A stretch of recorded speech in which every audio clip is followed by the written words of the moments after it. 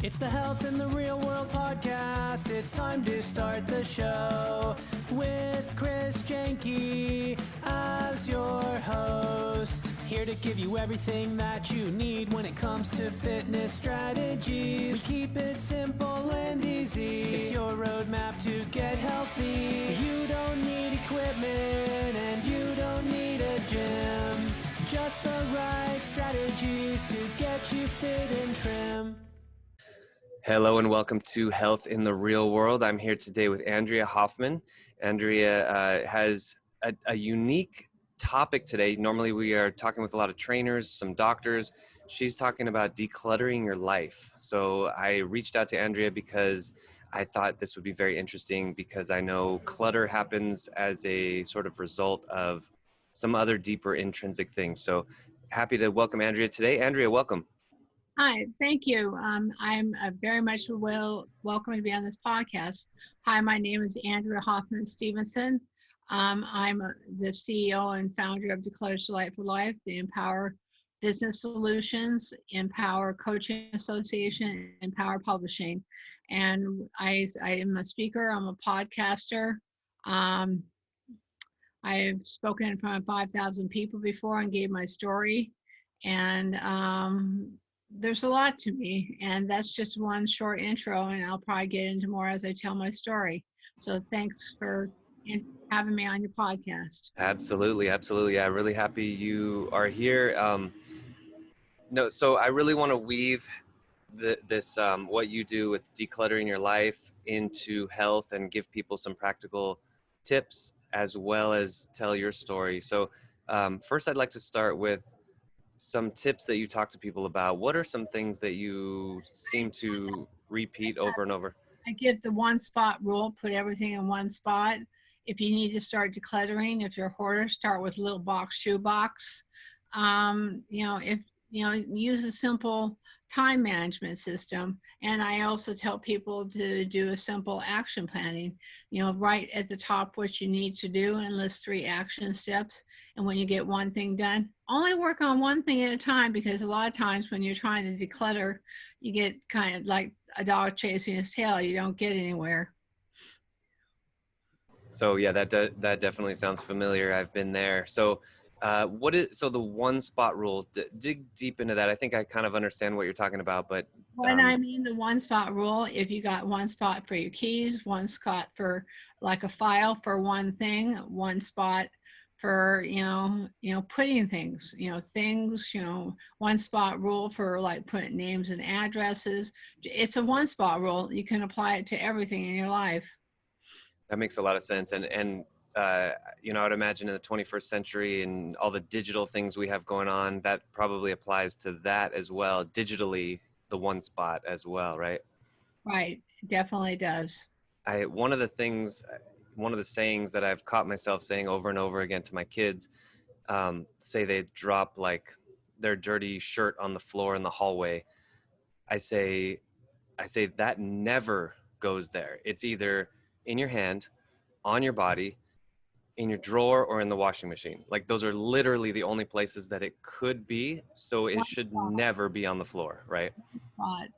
Yeah. I would imagine that once somebody adopts a lot of these philosophies that you just mentioned, I would imagine that would create a lot of free time, take a lot of burden off their shoulders, things like that. What are some things that you've seen either in yourself or in some of your clients that you work with as far as like health results from decluttering? Well, what I've seen in about a couple thousand people that I've worked with on my different channels and helping folks is that the simplest is the best.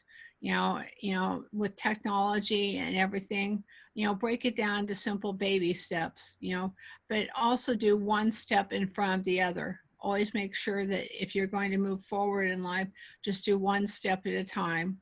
And that applies to anything you do in life, your mind, body, soul, spirit, and stuff like that. Because if you try to do multiples at once, you're going to get that. Most people can only handle 3 things at one time as far as doing like that.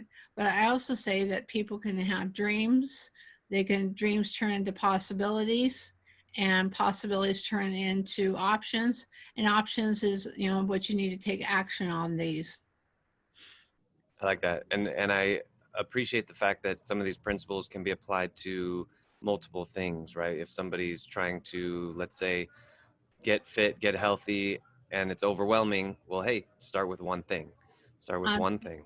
just to give you a brief overview, 15 years ago, I was 494 pounds and I lost 360 pounds. And I did that one step at a time. I did a 12-step group. I had to have a gastric bypass because my diabetes got so bad. I have a lot of health issues I deal with, and result of trauma in my life from childhood and such. But as far as health, you need to take charge of it and also reach out for help with folks. 12-step groups, support groups, see a dietitian, get something healthy. I eat a diabetic diet, and I keep it simple. It's based down to exchange systems. And I can't say much about it. I eat real world food. I'm not into anything special, because I find like keto and a lot of those things, they're fads. They come, they go. I've seen that happen over the several years I've been in OA. I spent 18 years in and out of relapse. And then I finally got it because my story was I was told either buy a coffin or go. I went to actually an eating disorders unit. I went there for 2 weeks, didn't like it, came back, finished it, and then I started my journey. Wow, that's incredible. How long ago, sorry, did you say this was again, when you lost the weight? And I've been at this weight for 8 years. It's fantastic. How long did it take you? It took me about 7 years. And it A was, slow weight loss that was steady, and I lost 250 on my own and 120 after the gastric bypass because my diabetes became so bad. It went to remission, but I was in a car accident in 2018 where I died for 6 minutes that had a hard time on my pancreas, and so I had to take some medications now and stuff. Just to let you know, I do deal with pain issues, bipolar disorder, manic depression, which is bipolar, PTSD. I've also dealt with severe cult abuse when I was a kid of mind, body, soul, and spirit. I was actually a sexual slave as a kid and taken out of my home at age 11.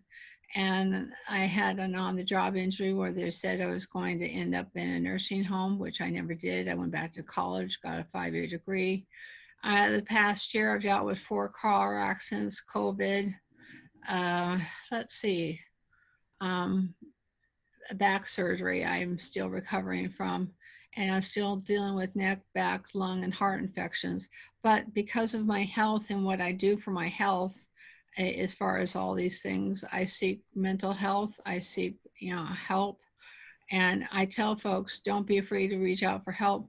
And also, this may be a bomb drop, but I also had multiple personality disorder of 93 people, but I've worked through that and I still see a therapist, and I also get help in that. So I tell folks, as far as help, and even this is the one spot rule, says don't be afraid to reach out for help. To me, that is such a big deal, because you can overcome these really awful things that happen in your life. And I've dealt with 3 battering relationships. I got one 16 months ago, and I've opened up a whole new world for myself. He almost killed my business, and 10 months ago I had nothing, and now I am where I'm at. And I have 2 people I work with from the Philippines that I took a leap of faith, and that's paying off. And that's another thing about health. You got to be willing to take leaps of faith in all aspects of your life. You got to be willing to trust the process. You got faith, passion, love, kindness, empathy, all those things. And there's even more. And you've got to create, a company culture where people have heart for what they do and have passion and stuff. And I'm probably going on and on, but I just feel like all this stuff's so important to folks to say, hey, you can go through a lot of difficulty, but you can come out the other side. Even my home a few months ago was in foreclosure. I got it out, and you've got to be able to say and have acceptance. That's part of health. You got to have acceptance. And sometimes things are, it is what it is, and that kind of thing. Because if you get stuck, you can get stuck in, dung. And I find that if you get stuck, and I've been there even of lately, but I find that, I do journaling, meditation. I take vitamins, extra vitamins to take care of myself. I do prayer to God. That's why I figure faith and spirituality is such an important component to health and such. Is that helpful? Yeah, absolutely. This is helpful. I think going back to your kind of rules at the beginning, like we were talking about the one spot rule, starting with the shoebox, time management, action planning, doing one thing at a time. You sound like you've overcome so many obstacles that are just huge, and you're putting one foot in front of the other. I want to key in on one thing you said, having acceptance, and the saying, it is what it is. I think that's a very powerful, it seems very trite and cliched, but it's very powerful, because there are certain things that we can control. There are certain things that we can sort of manipulate into place, but it's amazing how many things we just need to okay, it is what it is, and I'm going to make the best of this. And like you said, faith in God, prayer, journaling, to do the best you can with what you have. Um, I think of it as a serenity prayer. God, grant me the serenity to accept the things I cannot change, courage to change the things I can, and wisdom to know the difference. There's a lot of power in that, and a lot of strength in that. To me, that sums up a whole lot. It is what it is, and acceptance.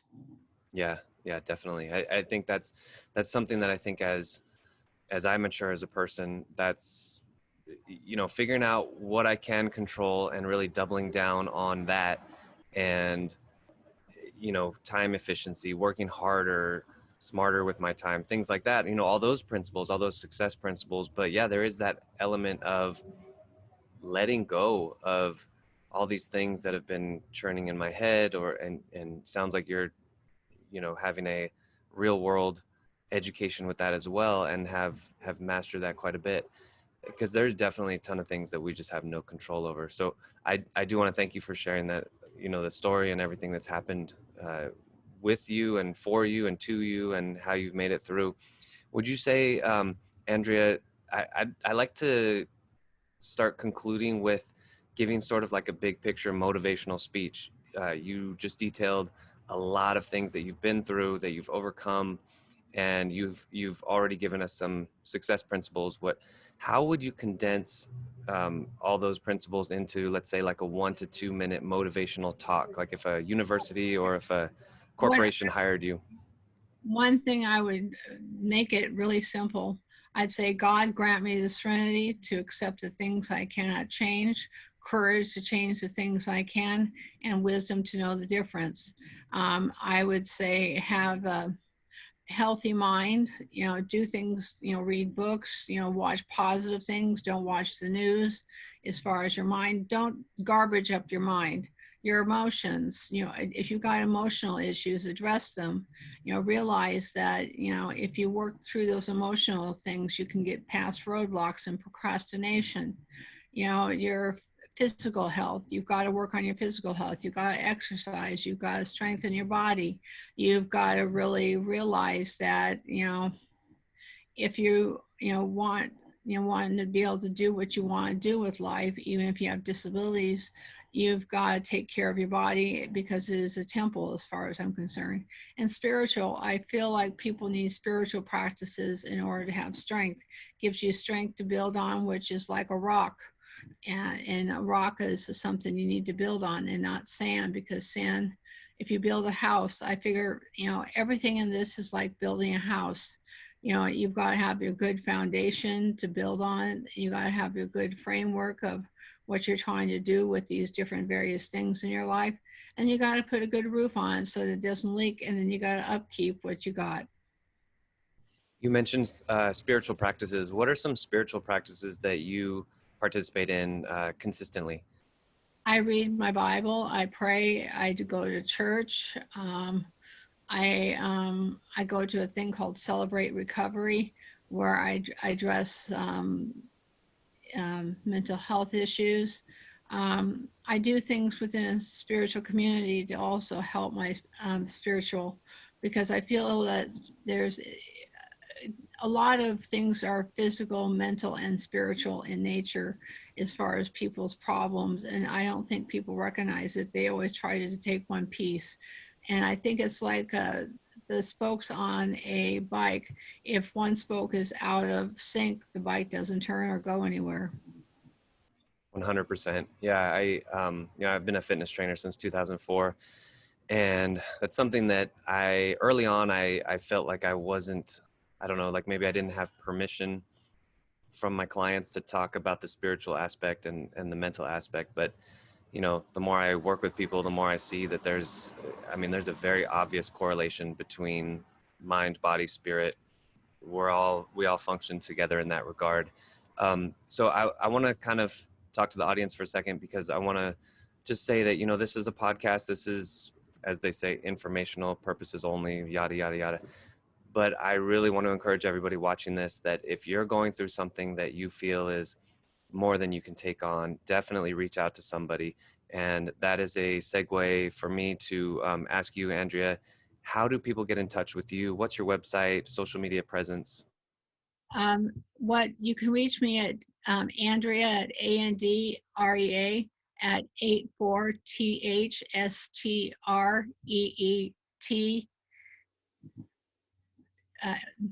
84th Street Rocks ROCKS.com. We have a website, Declutters Delight for Life. That's DECLUTTERS DELIGHTFORLIFE.com. And we also have blogs. We are on all the different social platforms. We put out Bible verses. And partly what I do is a ministry to help folks and impart business. So I like to put people first, my employees second. I put myself last. I donate. And, as far as that's concerned, we have different things, you can see on our website that we offer workshops. We offer speaking engagements. We offer books, recordings. We also offer videos as part of what we do. Coaching, we offer coaching available for both personal and business. So we can address all the different aspects of your life. And so that's kind of basically it. Nice. And then I found you through LinkedIn. So Andrea Hoffman on LinkedIn. And I know this, my podcasts are pretty short compared to a lot of them out there. So if anybody wants more information, you also have a podcast as well. Check out Andrea's podcast and listen into everything else you have to say. Andrea, anything else you want to close up with today, or? Yeah, I want to give people my podcast. It's called Declutters Delight for Life. It's about life, people sharing their experience, strength, and hope. And you'll find it on Podbean. You'll find it on Spotify. You'll find it on Apple and all the major platforms. Awesome. Well, thank you, Andrea. Andrea Hoffman today on Health in the Real World. Andrea, thank you so much for joining me today. Hopefully we can have you back again soon. Thank you. And I really appreciate this. And I hope the audience gets a lot out of this and a lot of good value. Thanks for listening to the Health in the Real World show. Make sure to like and subscribe and comment down below. Visit mycorebalance.com to learn more.